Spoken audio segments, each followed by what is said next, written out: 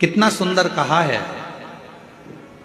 सोमवार का व्रत है, पशुपतिनाथ का व्रत है, 16 सोमवार का व्रत है, संकट सोमवार का व्रत है, प्रदोष का व्रत है, शिवरात्रि का व्रत है। उस दिन बेलपत्र को, जिस दिन आपका व्रत होता है उस दिन बेलपत्र को नहीं तोड़ा जाता। कितना सुंदर वर्णन है, जरा सुनिएगा। शिव महापुराण का, लिंग पुराण का ये वर्णन, शिव पुराण का, स्कंद पुराण का ये वर्णन ध्यान रखना। जिस दिन आपका सोमवार का व्रत है उस दिन बेलपत्र नहीं तोड़ा जाता।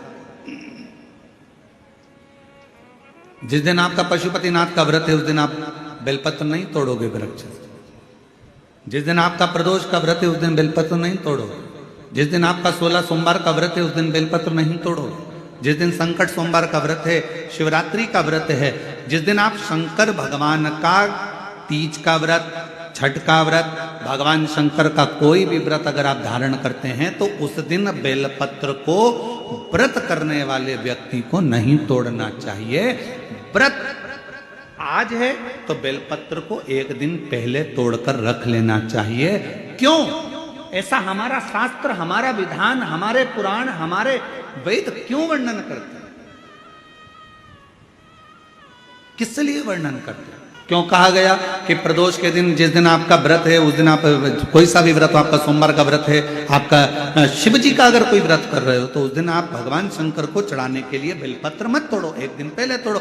क्यों कहा गया? हमारे शास्त्र क्यों कहते हैं कि पशुपतिनाथ का व्रत कर रहे हो तो बेलपत्र को एक दिन पहले तोड़ना, सोमवार का व्रत कर रहे हो तो बेलपत्र को एक दिन पहले तोड़ना, प्रदोष का व्रत कर रहे हो तो एक दिन पहले व्रत को, बेलपत्र को तोड़ना।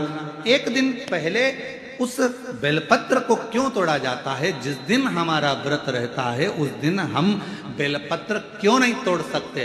तो हमारा शास्त्र कहता है, शिव महापुराण वर्णन करती है कि जिस बेलपत्र की पूजन आप साल भर में अगर एक दिन भी आपने बेलपत्र को जल चढ़ाया है, एक दिन भी बेलपत्र को नमन करा है, एक दिन भी बेलपत्र के वृक्ष को यदि तुमने पूजा है, साल भर में एक दिन भी आपने अगर बेलपत्र की आराधना करी है, तो आप जब जब सोमवार का व्रत रखती हो, प्रदोष का व्रत रखते हो, आप जब जब शिवरात्रि का व्रत रखते हो, आप जब संकट सोमवार का व्रत रखते हो, पशुपति व्रत रखते हो, तो तुम्हारे उस व्रत को सफल बनाने के लिए बेलपत्र का वृक्ष भी तुम्हारे लिए व्रत रखता है, जिससे तुम्हें उस फल की प्राप्ति।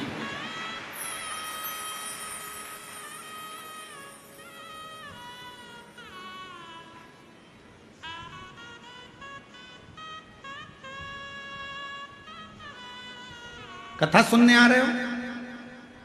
घर के बाहर बेलपत्र का पेड़ है, कथा श्रवण करने जा रही हूं, बेलपत्र का वृक्ष है। नहीं, आपको अगर कथा सुनने जा रहे हो तो बेलपत्र अगर चढ़ाना है तो एक दिन पहले आप बेलपत्र को उतारो। कथा सुनने के लिए जा रही हूं और बेलपत्र रास्ते में से तोड़ लिया, कथा में जाकर बैठ गई, बेलपत्र शिव पुराण को समर्पित कर दिया या कथा में समर्पित कर दिया, या विचार करा कि मेरा बेलपत्र व्यासपीठ तक जाएगा, झोली में डाल दिया। ध्यान रखना, कथा सुनने के लिए आ रही हो, सामने बेलपत्र का वृक्ष दिख गया, उसको झुककर प्रणाम करो, नमन करो और कहो, मेरे बाबा, मेरे शंभु, आपका दर्शन कर कर जा रही हूं। मैं जानती हूं इस बेलपत्र के वृक्ष में गौरी शंकर हैं, मैं जानती हूं इस बेलपत्र के वृक्ष में नारायण लक्ष्मी है, मैं जानती हूं इस बेलपत्र के वृक्ष में 64 योगनियां है, मैं जानती हूं इस बेलपत्र के वृक्ष के तने में स्वयं कुबेर बैठकर साधना करता है। इस बेलपत्र के वृक्ष को मैं नमन करती हूँ। बाबा, आपसे प्रार्थना करती हूँ कि मैं कथा सुनने के लिए जा रही हूँ, जब मैं कथा सुनकर वापिस आऊँ ना, हे बेलपत्र महारानी, हे बेलपत्र के वृक्ष, हे शंकर, ऐसी कृपा करना कि मेरी खाली झोली को भंडार से भर देना, उसको नमन करो। और हम क्या करते हैं? कथा सुनने जा रहे हैं तो बेलपत्र का वृक्ष अपने आंगन में है या बेलपत्र का वृक्ष रास्ते में पड़ गया, 4-6 बेलपत्र तोड़ लिए, कथा में जाकर बैठ गए, कथा सुन ली, बाद में बेलपत्र समर्पित कर, ना ना ना ना, आते समय बेलपत्र को नमन करते हो।